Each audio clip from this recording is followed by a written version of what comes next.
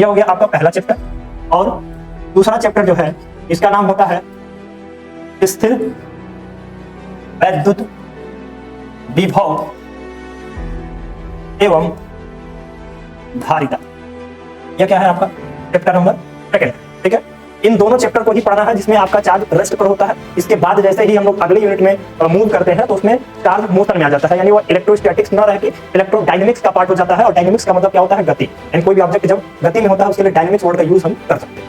यहाँ पर देख पा रहे होंगे इन दोनों chapters. Hello my dear student, कैसे हैं आप लोग? उम्मीद करता हूं बड़े अच्छे होंगे। मैं शिवा सर आपके अपने चैनल एक्सेल क्लासेस पर एक बार से फिर स्वागत करता हूं।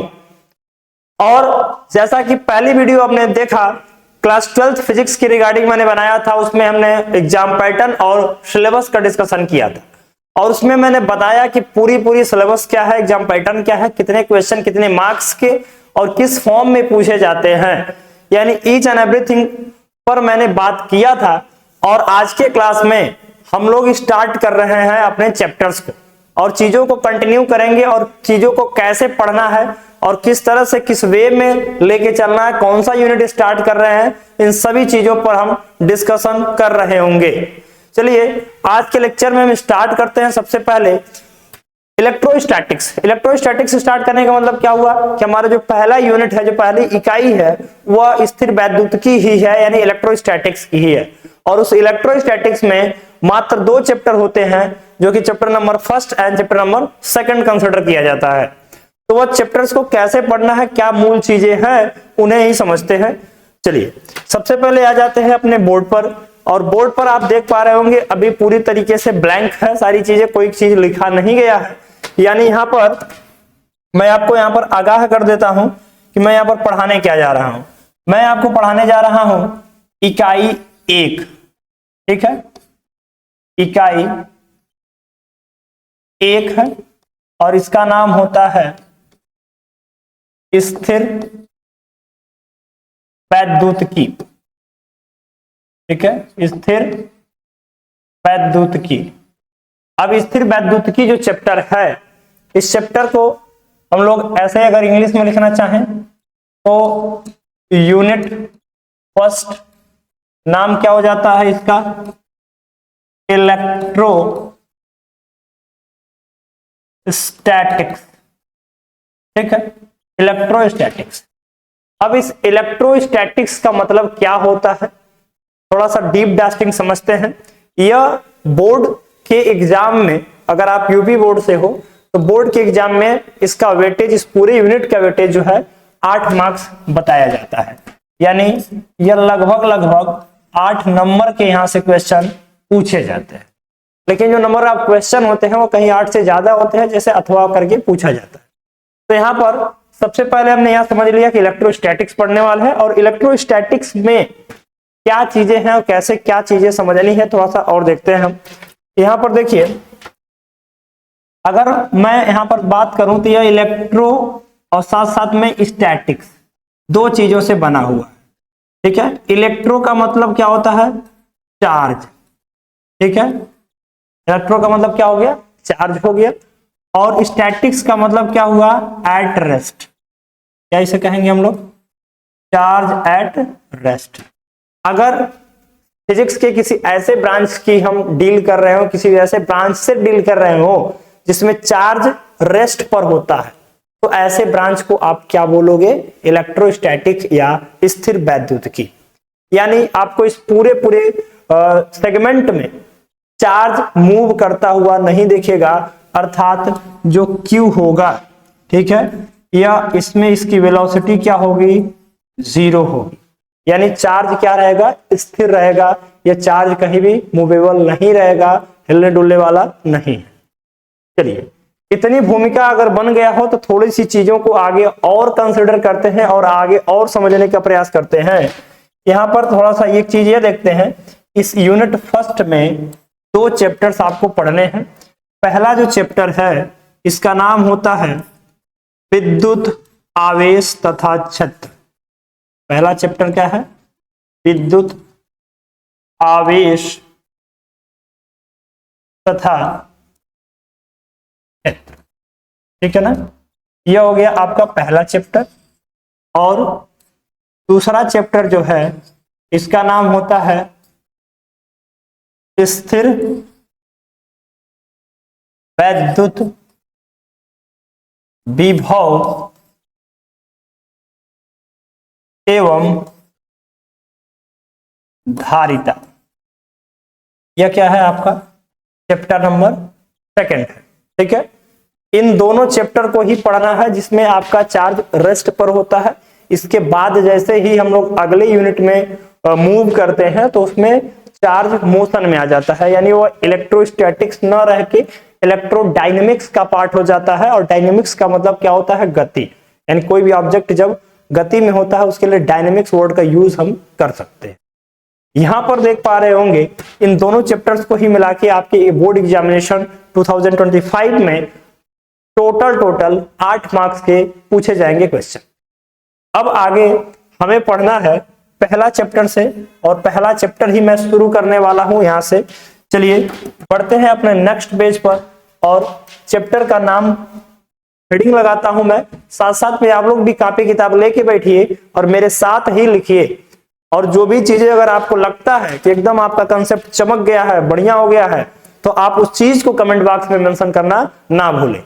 ठीक है, चलिए यहां पर सबसे पहले हेडिंग लगाते हैं क्या, विद्युत आवेश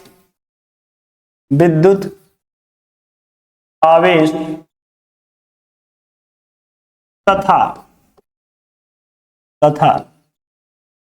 क्षेत्र।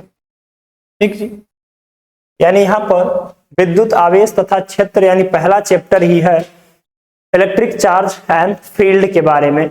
और सबसे पहले इस पूरे सेगमेंट में अगर कुछ सबसे ज्यादा इंपॉर्टेंट भूमिका बनाता है, सबसे ज्यादा महत्वपूर्ण भूमिका बनाता है, तो वह होता है आवेश यानी चार्ज। तो आवेश या चार्ज क्या होता है, इसको हम डीप डास्टिंग समझने का प्रयास करते हैं। सबसे पहले यहां पर हम हेडिंग लगाएंगे चार्ज। हिंदी में इसे लिखते हैं चार्ज को। क्या होता है चार्ज का मतलब, आवेश होता है। ठीक है जी, अभी तक समझ में आ रहा है, मैं उम्मीद कर सकता हूं। ठीक है, अगर कहीं भी दिक्कत हो रही हो तो बिना सोचे समझे, बिना समय गंवाए उस चीज को आप कमेंट बॉक्स में जरूर मेंशन करें। ठीक है, यहां पर देखिए, जैसे आपने क्लास 11th में पढ़ा होगा फिजिकल क्वांटिटी के बारे में, भौतिक राशि के बारे में, वहां पे बताया जाता है कि भौतिक राशि किसी वस्तु का वह मूलभूत गुणधर्म है जो प्रत्यक्ष या अप्रत्यक्ष रूप से मापा जा सकता है। बिल्कुल सही बात है। यानी मान लीजिए आपके पास ये पेन है, यह एक पदार्थ है, इसमें कुछ ऐसे गुण होंगे जिन्हें आप मेजर कर सकते हो। इसमें क्या क्या गुण हो सकते हैं, कुछ मैं वर्णन कर देता हूं। जैसे इसका लंबाई मापा जा सकता है, इसका द्रव्यमान मापा जा सकता है। अर्थात लंबाई और द्रव्यमान एक ऐसे गुण है जो कि आपको भौतिक राशि कहलाएंगे। यानी दोनों ऐसे गुण हैं जिनको आप माप सकते हो, और जिनको माप सकते हो वही गुण क्या कहलाते हैं, भौतिक राशि कहलाते हैं। ठीक है जी, ठीक उसी प्रकार से आवेश में देखिए, थोड़ा सा और डीप डास्टिंग अगर जाना चाहें तो जा ही सकते हैं। जैसे मान लीजिए आपने पढ़ा होगा क्लास 11 में ग्रेविटेशन में क्या बताया जाता है कि जो आकर्षण बल होता है, ठीक है, तो आकर्षण बल केवल द्रव्यमानों के बीच में लगता है, और वहीं पर अगर आवेश है तो उनके बीच में आकर्षण बल और प्रतिकर्षण बल दोनों कार्य करता है। तो यहां से हमें, अगर हम आवेश को डिफाइन करना चाहें तो एक तरीके से और कह सकते हैं कि आवेश आकर्षण बल या प्रतिकर्षण बल का अनुभव कराता है। ठीक है, साथ साथ में जो स्टैंडर्ड डेफिनेशन लिखी जाती है according to all the physics faculty, वो मैं यहाँ पर मेंशन करता हूँ। चीजों को आप थोड़ा सा समझिएगा और चीजों को एक्सप्लोर करने का प्रयास करिएगा कि क्या चीजें मैं कह रहा हूँ, क्या चीजें मैं बोल रहा हूँ। ठीक है, यहाँ पर देखिए मैं कह दे रहा हूँ यहाँ पर सबसे पहले कि किसी पदार्थ का वह मूलभूत गुणधर्म, ठीक है, किसी पदार्थ का वह मूलभूत गुणधर्म जिसके कारण ठीक है, यह ध्यान देने वाली बात है कि विद्युत क्षेत्र अथवा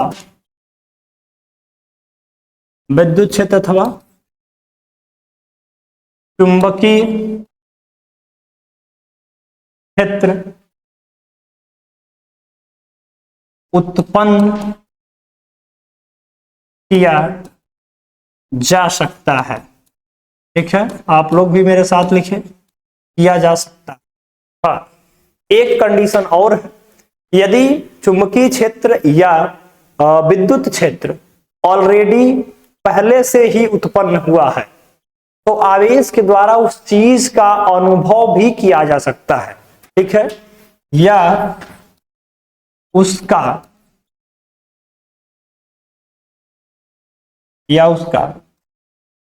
अनुभव भी किया जा सकता है।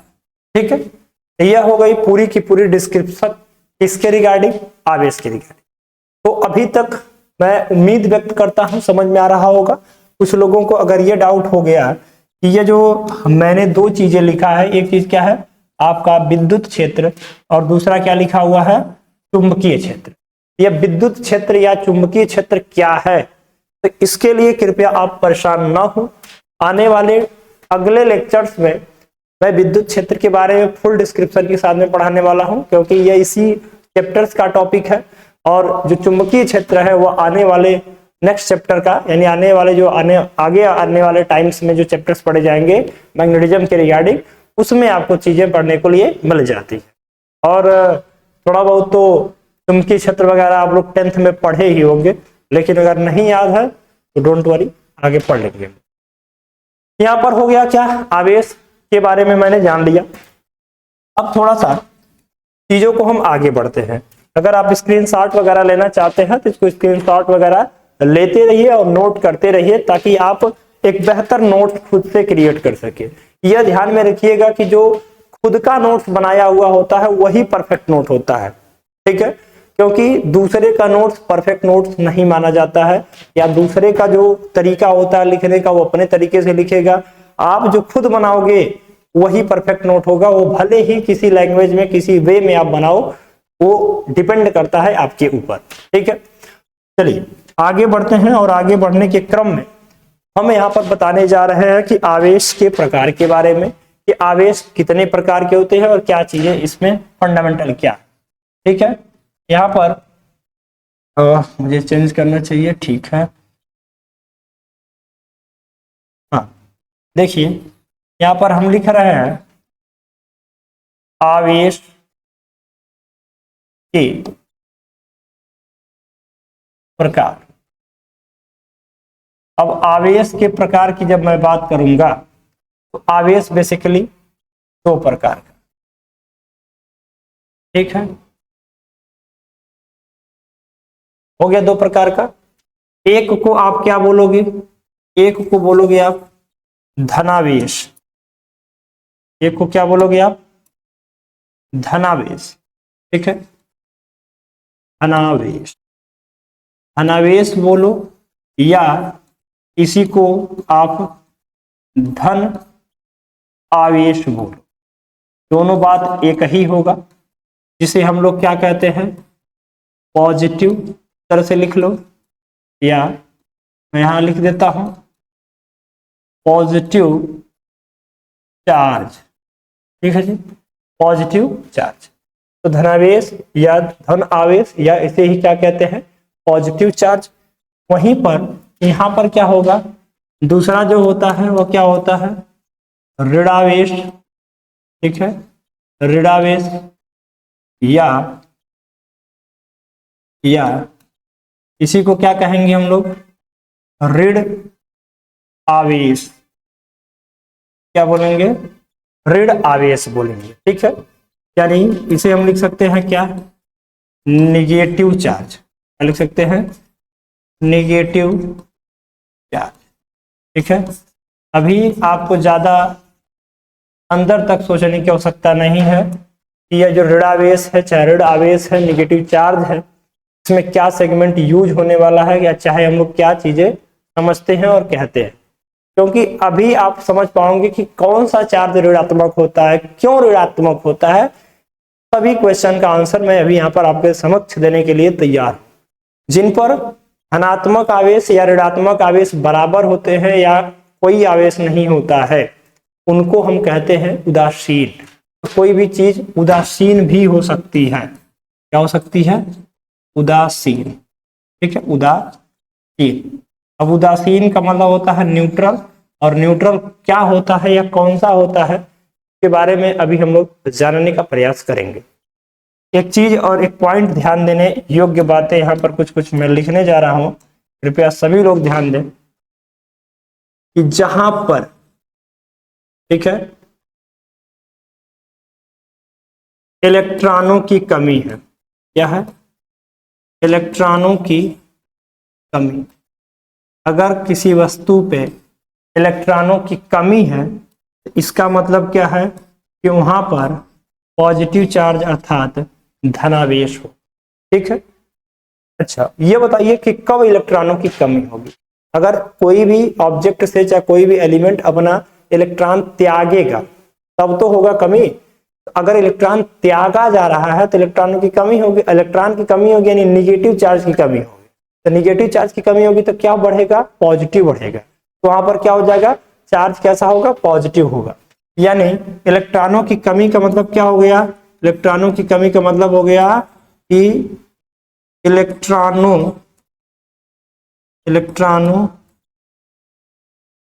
के त्याग से, ठीक है, धनावेश प्राप्त होता है। धनावेश प्राप्त होता है। यानी इलेक्ट्रॉनों के त्याग से क्या प्राप्त होता है? धनावेश प्राप्त होगा। जैसे जैसे आप इलेक्ट्रॉन त्यागोगे, चीजों को रिमाइंड करो, इलेक्ट्रॉन त्यागोगे, इलेक्ट्रॉनों की कमी होगी, वहां पर पॉजिटिविटी बढ़ेगी। ठीक है, चलिए यह समझ लिए हैं। अब यहाँ पर आ जाते हैं अपने इस साइड नेगेटिव में। यहाँ पर इलेक्ट्रॉनों की कमी से पॉजिटिव आ रहा था, यानी यहाँ पर इलेक्ट्रॉनों की अधिकता होगी। तो मैं यहाँ पर पॉइंट बना के क्या लिखता हूं? इलेक्ट्रॉनों की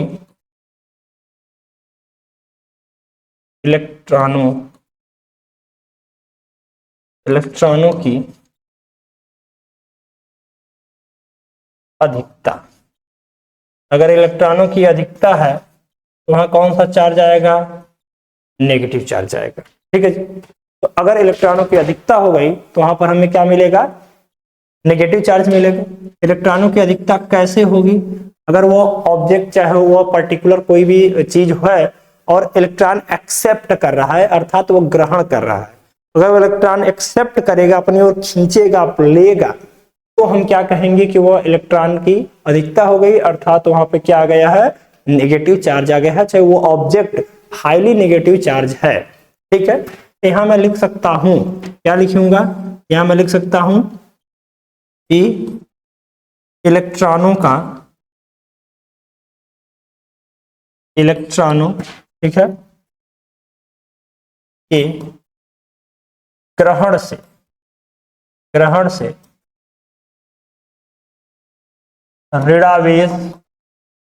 ऋणावेश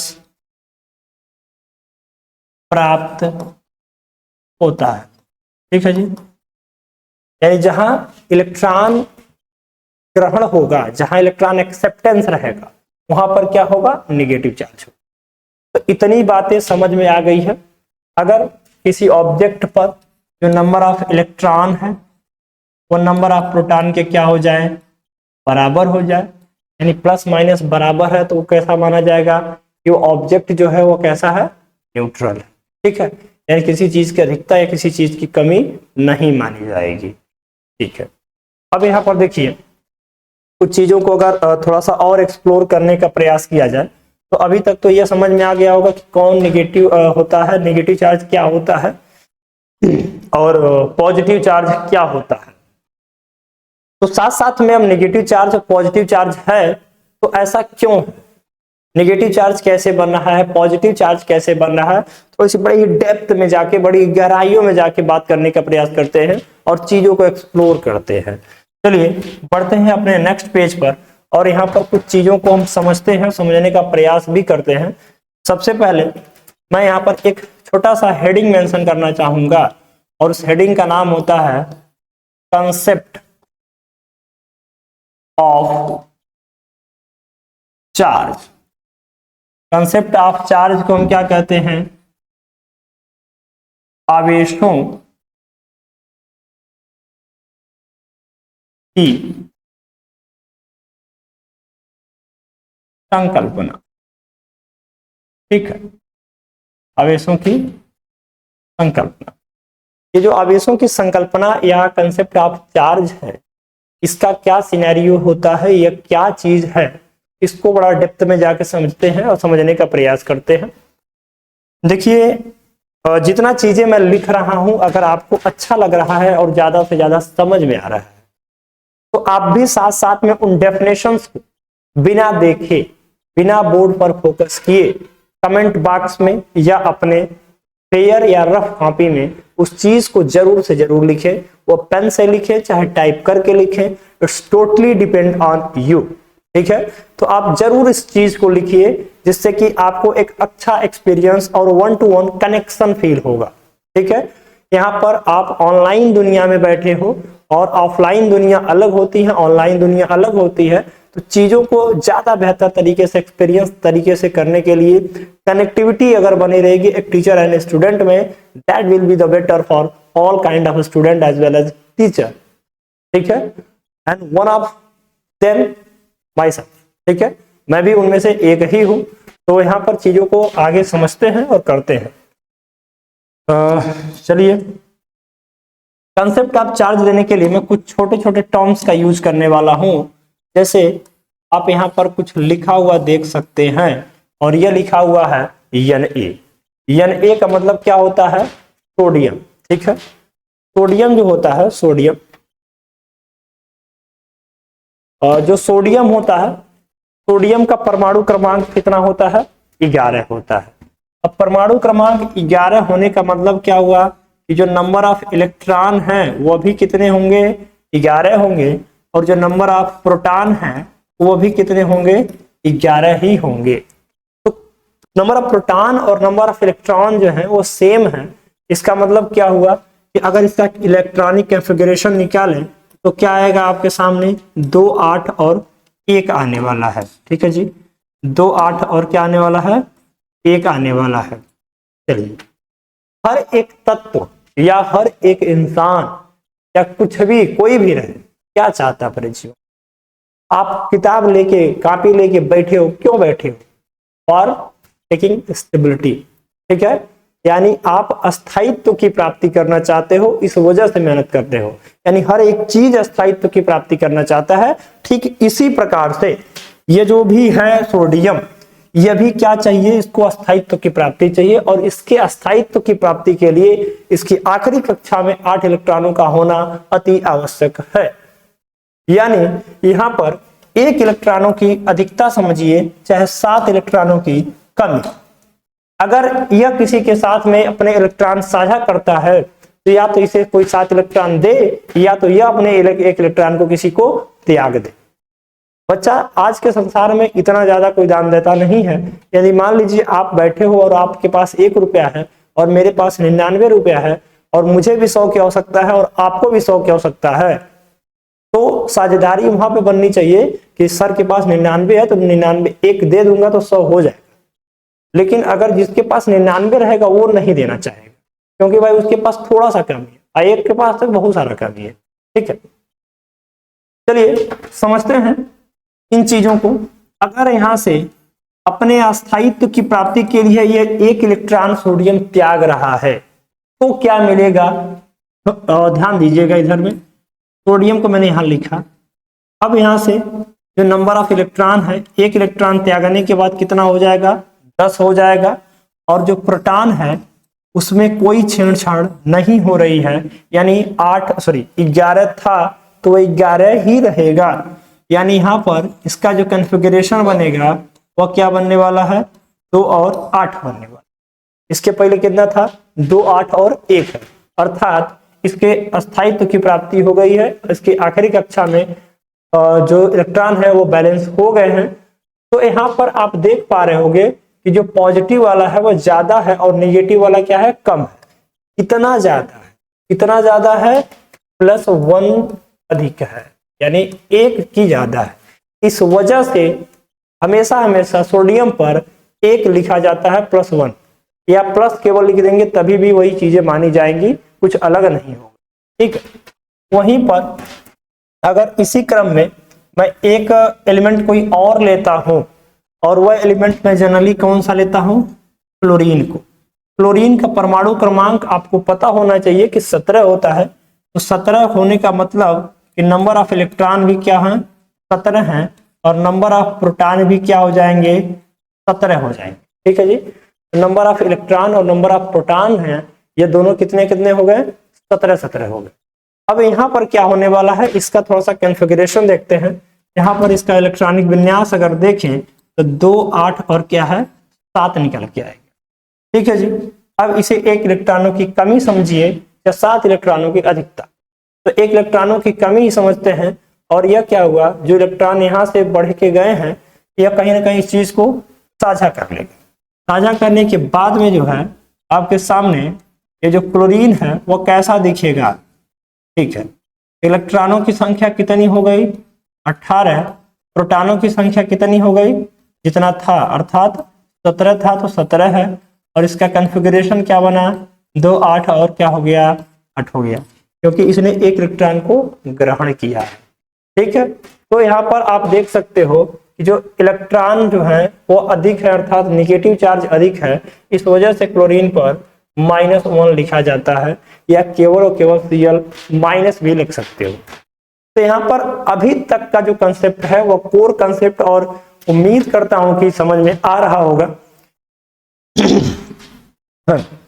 थोड़ी सी आगे की चीजों को एक्सप्लोर और करते हैं और समझते हैं कुछ और बारीकियों को, जो इसी से रिलेटेड मिलेंगी और इसी से ही चीजें निकल कर आएंगी। यानी अभी तक मैंने यह समझाया कि यहाँ पर जहां पर इलेक्ट्रॉन त्यागा जाता है वहां पर क्या मिलता है, पॉजिटिव। यहाँ पर देखो, इलेक्ट्रॉन त्यागा जाता है तो इलेक्ट्रॉनों की कमी हो जाती है, इलेक्ट्रॉन की कमी हो जाती है तो कैसा हो जाता है, धन आवेश। इलेक्ट्रॉन की अधिकता यानी इलेक्ट्रॉन ग्रहण होता है तो यहाँ क्या हो जाता है, ऋण आवेश होता है। ठीक वही काम यहाँ हुआ है कि यहाँ पर इलेक्ट्रॉनों की अधिकता थी यानी इलेक्ट्रॉन त्याग दिया गया, तो यहाँ पर क्या आ गया, प्लस आ गया। यहाँ पर इलेक्ट्रॉनों की क्या हो गई, अधिकता हो गई, यानी इलेक्ट्रॉन की यहाँ पर ग्रहण किया। तो जब ग्रहण किया तो इलेक्ट्रॉन की क्या हो गई, अधिकता हो गई, यानी यहाँ पर क्या आ गया, निगेटिव चार्ज। यानी यहाँ से इलेक्ट्रॉन त्यागा गया, इलेक्ट्रॉनों की कमी हुई तो पॉजिटिव चार्ज, इलेक्ट्रॉन ग्रहण किया, इलेक्ट्रॉनों की अधिकता हुई तो क्या हो गई, नेगेटिव चार्ज। उम्मीद करता हूं अभी तक की जो भी कॉन्सेप्ट हैं, चाहे जो भी चीजें हैं, यह बेहतर तरीके से आपको समझ में आ रही होंगी। अभी आगे थोड़ा सा समझिए और आगे चीजों को देखिए मैं क्या बताने वाला हूं। अभी तक के कंसेप्ट में मैंने केवल इलेक्ट्रॉन इलेक्ट्रॉन इलेक्ट्रॉन ऐसे बार बार ले रहा था ना। क्या आपके दिमाग में यह सवाल नहीं उठ रहा, यह सवाल नहीं उठ रहा तो सवाल को उठाइए और समझिए कि क्यों केवल आवेशों की जो संकल्पना है क्यों इलेक्ट्रॉनों के ही आधार पर दी जाती है, क्यों नहीं प्रोटॉन के आधार पर दी जा रही है, क्यों नहीं न्यूट्रॉन के आधार पर दी जा रही है। क्योंकि न्यूट्रॉन के आधार पर सोचना भी गलत है, क्योंकि वो न्यूट्रल होता है, चार्ज का कोई सवाल ही नहीं पैदा होता है। तो संकल्पना की बात ही हम नहीं करना चाहते हैं और आपको भी नहीं करना चाहिए, ना ही सोचना चाहिए उसके विषय। अभी यहाँ पर देखिए कि यह सवाल तो एक बार बार पूछता रहेगा और सोचना भी पड़ेगा हम लोगों की कि क्यों आखिर में इलेक्ट्रॉनों की संकल्पना जो है वो क्यों इलेक्ट्रॉनों के आधार पर ही दी जाती है। तो आवेशों की संकल्पना क्यों इलेक्ट्रॉनों के आधार पर दी जाती है, इस चीज को हम करते हैं और भी ज्यादा एक्सप्लोर और समझते हैं। समझने के पीछे में यहाँ पर कुछ चीजों को हम और करते हैं थोड़ा सा उजागर बढ़िया तरीके से। यहाँ पर देखिए कलर मुझे चेंज करना पड़ेगा।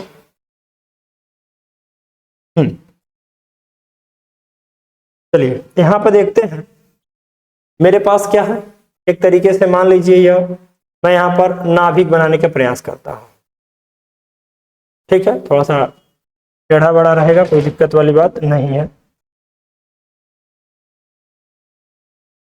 ठीक है, यहां मैंने क्या बना दिया, एक तरीके से नाभिक बनाया। इस नाभिक में क्या होगा, न्यूट्रॉन होगा और क्या होगा, प्रोटॉन। मान लेते हैं कि इसके बाहरी कक्षा में जो है यह क्या है, बेचारा, यह बेचारा और ये बेचारा आवारा इलेक्ट्रॉन है, जो गलियों में चक्कर काटते रहते हैं, उन्हें आवारा कहते हैं। यह उन्हीं में से एक है इलेक्ट्रॉन। अब इस इलेक्ट्रॉन के बारे में थोड़ा सा चीजों को समझिए। यहां पर मैं एक वर्ड यूज करने जा रहा हूं, क्यू। हाँ, एक चीज थोड़ा सा मैं आपको यहाँ पर एकदम पहले पेज पर लेके चलता हूँ। दूसरे पेज पर मैंने यहाँ जो डेफिनेशन लिखा था, इसमें मैं एक चीज और आपको ऐड कर दे रहा हूँ। आप लोग नोटबुक में इस चीज को ऐड करिएगा कि जो आवेश होता है इसको हम लोग या तो कैपिटल क्यू या तो स्मॉल क्यू, दोनों में से किसी एक चीज से क्या कर सकते हैं, रिप्रेजेंट कर सकते हैं विदाउट एनी हेजिटेशन। तो आप प्लस क्यू से रिप्रेजेंट कर लीजिए या तो माइनस क्यू से रिप्रेजेंट कर सकते। चलिए सीधे आते हैं अपने पॉइंट पर। और हमारा पॉइंट क्या कहता है, हमारा पॉइंट यह होता है कि जो क्यू है यानी आवेश, और किस पर आवेश, इलेक्ट्रॉन पर, यानी क्यू ई का मतलब क्या हुआ, इलेक्ट्रॉन पर आवेश। ठीक है, इलेक्ट्रॉन पर आवेश। इलेक्ट्रॉन पर आवेश कितना होता है, माइनस में 1.6 गुणे 10 के पावर माइनस 19 कूलाम। अभी घबराने की जरूरत नहीं है, कूलाम इसका यूनिट होता है। इसके बाद का जो टॉपिक है वो यूनिट ही बताया जाएगा, इसके बाद के टॉपिक। यहां पर देखिए, अगर मैं ऐसा लिखता हूं Q और यहां पर क्या मैं P+, यानी इसको मैं कहूंगा क्या, प्रोटॉन। ठीक है, यह क्या हो गया, प्रोटॉन पर आवेश। यह क्या है आपका, प्रोटॉन पर क्या है, आवेश। अब प्रोटॉन पर आवेश उतना ही होता है लेकिन पॉजिटिव होता है, 1.6 गुणे 10 के पावर माइनस 19 कूलाम, और किसमें होता है, प्लस। ठीक है, चलिए, इतना कुछ होने के बाद, चीजों को समझने के बाद, कुछ चीजों को और एक्सप्लोर करते हैं और सवाल खड़ा करते हैं। यहाँ पर देखो, ये जो इलेक्ट्रॉन और जो न्यूट्रॉन है और जो प्रोटॉन है, ये बेसिकली कहाँ पर स्थित है, यह नाभिक में स्थित है। और नाभिक में संसार का सबसे प्रबल बल, जिसे हम लोग क्या कहते हैं, नाभिकीय बल। ठीक है, नाभिकीय बल, ठीक है ना, नाभिकीय बल। ठीक है, हिंदी में मात्रा से कॉम्प्रोमाइज कर लीजिएगा। हम लोग फिजिक्स पढ़ रहे हैं, मात्रा गलत हो सकता है, उससे कोई आपत्ति नहीं होना चाहिए। ठीक है जी, यह क्या है, नाभिकीय बल। नाभिकीय बल क्या है, नाभिक में होता है। और नाभिक बल, जो नाभिकीय बल होता है, वो प्रकृति का सबसे प्रबलतम बल माना जाता है, लेकिन इसका रेंज बहुत कम होता है। और नाभिकीय बल इतना शक्तिशाली बल है कि कभी भी न्यूट्रॉन और प्रोटॉन को नाभिक से बाहर निकलने की अनुमति देता ही नहीं है, अर्थात ये कभी भी बाहर नहीं निकलेंगे। ठीक है, अब यहाँ पर पहले कुछ जो भी डिस्क्रिप्शन है मैं दे देता हूं। यहाँ पर इलेक्ट्रॉन है और इसके बारे में एक इंफॉर्मेशन और दे देता हूं कि जो मास ऑफ इलेक्ट्रॉन होता है वह होता है 9, ठीक है, 9.1 गुणे 10 के पावर में माइनस 31 किलोग्राम। ठीक है जी, ठीक है, ये हो गया।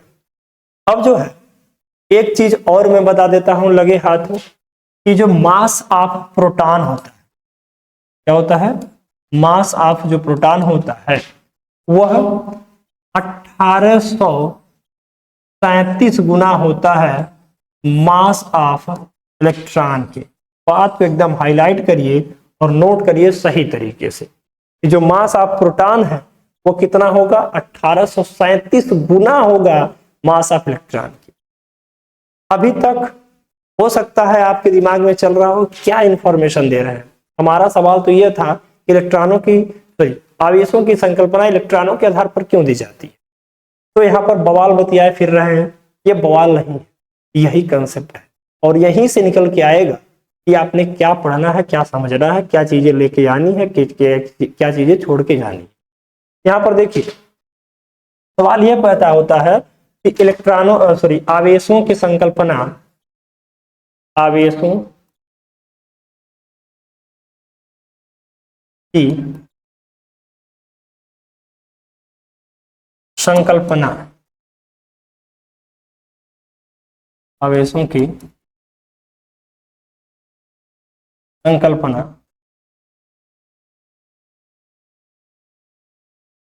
इलेक्ट्रॉनों के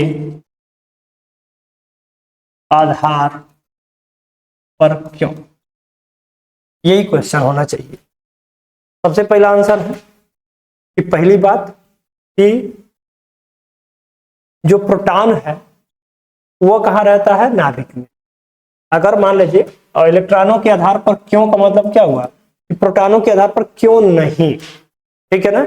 तो प्रोटॉनों के आधार पर क्यों नहीं, पहला रीजन क्या है कि प्रोटॉन जो होता है वो नाभिक में होता है और नाभिक में प्रकृति का सबसे प्रबलतम बल कार्य करता है जिसका नाम होता है नाभिकीय बल, जो किसी भी दशा में प्रोटॉन को वहां से बाहर निकलने की अनुमति नहीं देता। और जो दूसरा फैक्टर है वह फैक्टर यह है कि जो प्रोटॉन होता है वह इलेक्ट्रॉन की अपेक्षा 1837 गुना भारी होता है, जिसके वजह से वह कभी भी बाहर नहीं निकल सकता। आप ही इमेजिन कर लो ना, एक भारी इंसान, भारी मतलब उसका जिसका द्रव्यमान ज्यादा है, वजन ज्यादा है, और एक हल्का है मेरी तरह, कौन तेज भागेगा? जो हल्का रहेगा वो भागेगा, जो भारी रहेगा वो बेचारा थोड़े दौड़ के थक जाएगा। तो वही चीज है यहाँ पे। तो दो फैक्टर है, दोनों फैक्टर आप नोट कर लीजिएगा और कमेंट बॉक्स में भी उसको मेंशन करिए कि आप इन चीजों को समझ रहे हैं। जितना ज्यादा आप कमेंट बॉक्स में मेंशन करेंगे, मैं मान के चलूंगा कि मेरे द्वारा दी गई चीजें आपके लिए सार्थक साबित हो रही हैं। जो भी मैंने चीज पढ़ाया है वह सही है आपके लिए और आपके जीवन में वो मायने रखता है। तो यहाँ तक उम्मीद करता हूं अभी तक जो भी चीजें हैं वो पूरी तरीके से समझ में आ रही होगी। मैंने यहाँ शुरू से मैंने देख लेते हैं एक बार हल्का सा और रिकैप लेके कि मैंने क्या बताया है। यूनिट 1 बताया है, यहाँ से मैंने यूनिट के बारे में, यहाँ हो गया आवेश के बारे में, यहाँ मैंने आवेश के प्रकार के बारे में, यहाँ कंसेप्ट ऑफ चार्ज हो गया और इसी को मैं एंड कर रहा हूँ। थोड़ी सी चीजों को मैं और ज्यादा एक्सप्लोर करता हूँ इसी लेक्चर में, आवेशों के मात्रक के बारे में। ठीक है जी, चलिए हेडिंग लगाते हैं और आज के लेक्चर का ये लास्ट हेडिंग होने वाला है, आवेश के मात्रक। आवेश के मात्रक।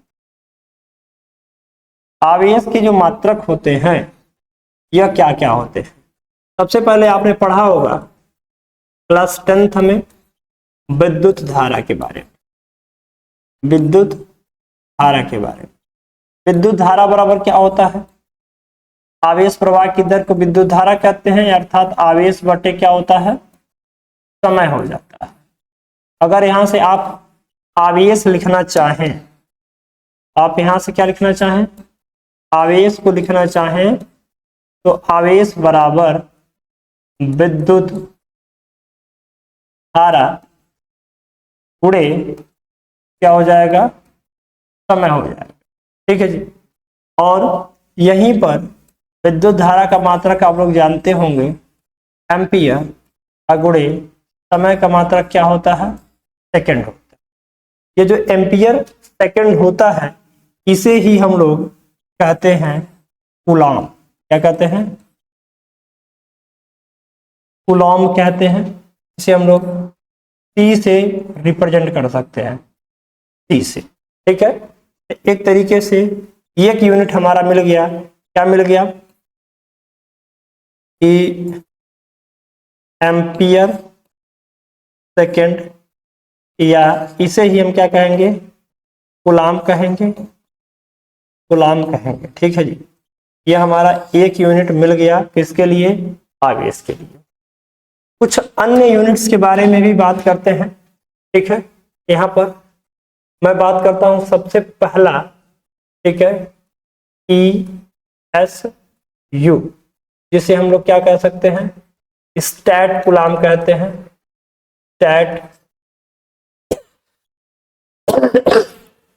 स्टैट कूलाम कहते हैं। ये बेसिकली ESI यूनिट होता है। स्टैट कूलाम या ESU का मतलब होता है, इसका फुल फॉर्म होता है इलेक्ट्रो मैग्नेटिक यूनिट, ठीक है जी। जो दूसरा होता है यह होता है क्या, EMU, अर्थात इसे हम लोग अब कूलाम भी कहते हैं। क्या कह सकते हैं, अब कूलाम, और इसका फुल फॉर्म होता है इलेक्ट्रो मैग्नेटिक। ओहो, थोड़ा सा एक मिस्टेक हुआ है, वो थोड़ा सा हम लोग रिकवर करने का प्रयास करते हैं। यह इलेक्ट्रोमैग्नेटिक नहीं होगा, यह क्या होने वाला है, इलेक्ट्रोस्टैटिक होने वाला है, ठीक है जी। इलेक्ट्रोस्टैटिक, ठीक है, इलेक्ट्रोस्टैटिक यूनिट हो गया। और यह क्या होने वाला है, इलेक्ट्रो मैग्नेटिक यूनिट, ठीक है। यह हो गया आपका यूनिट के बारे में। कुछ और यूनिट्स के बारे में जानते हैं और जानने का प्रयास भी करते हैं कि जो और इसके यूनिट हैं वह क्या क्या हो सकते हैं, ठीक है। थोड़ा सा और यूनिट के बारे में जानने, इसको अगर स्क्रीनशॉट करना चाहते हैं तो एक बार आप लोग स्क्रीनशॉट कर लिया करें, ठीक है, और साथ साथ में नोट्स करते चले तो स्क्रीनशॉट की आवश्यकता नहीं पड़ेगी, ठीक है। यहाँ पर कुछ और क्वांटिटीज के बारे में, अगर मैं क्वांटिटीज कह रहा हूँ, यहाँ पर मुझे थोड़ा सा अगर और नीड होगी यूनिट्स के बारे में जानने की तो समझते हैं, ठीक है। मैं यहाँ पर एक पॉइंट लिखूंगा कि आवेश का, क्या हुआ, आवेश का सबसे बड़ा मात्रक, सबसे बड़ा मात्रक क्या होता है, फैराडे। क्या होता है इसका नाम, फैराडे। यानी यहां पर अगर लिखना चाहें तो एक फैराडे बराबर 98,000, कितना होता है, 98,500 कूलाम के बराबर होता है, ठीक है। यह चीज हमें ध्यान में रखनी है, याद करके रखनी है, चीजों को यहाँ से एक्सप्लोर किया जा सके। यह सबसे बड़ा मात्रक हो गया। इसके बाद आवेश के कुछ अन्य छोटे छोटे भी मात्रक होते हैं जिनको भी हमें समझना है और इम्पोर्टेंट भी है, ठीक है। इन इम्पोर्टेंट के बारे में समझते हैं। कंप्यूटर महोदय को भी देखना है कहीं बीच में बंद ना हो जाए, न सारा मेहनत पानी फिर जाता है, कई बार ऐसा हो चुका है। कंप्यूटर महोदय से अनुरोध है कि थोड़ा देर कंटिन्यू चीजों को करते रहिए, दिक्कत होगा तो कुछ बताइएगा आपने। हालांकि ऐसा होने वाला नहीं है, इंसानों से पूछा जा सकता है, मशीनों से थोड़ी ना पूछा जाता है, वो तो अलार्म देते हैं और अब इंसान भी अलार्म देने लग गए हैं। चलिए, यहाँ पर मैं हेडिंग लगाना चाहूंगा कि आवेश के कुछ आवेश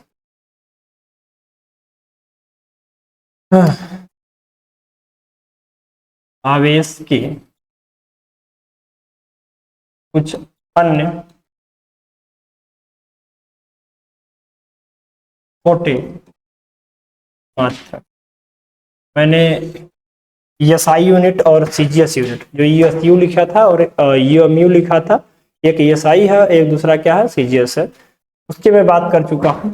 सबसे पहले मैं किसका लिखता हूं, मिली कूलाम। क्या है यह, मिली कूलाम। मिली कूलाम का मतलब क्या होता है कि एक मिली कूलाम बराबर 10⁻³ कूलाम। याद रखिएगा, बहुत बार न्यूमेरिकल्स में आपके काम में आएगा। अगर क्वेश्चन में मिली कूलाम से दिया है तो आप 10⁻³ से गुणा करा के सीधे सीधे कूलाम में कन्वर्ट कर सकते हैं। दूसरा चीज होता है माइक्रो कूलाम।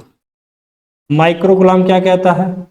माइक्रो कूलाम कहता है एक माइक्रो कूलाम बराबर 10⁻⁻6 कूलाम।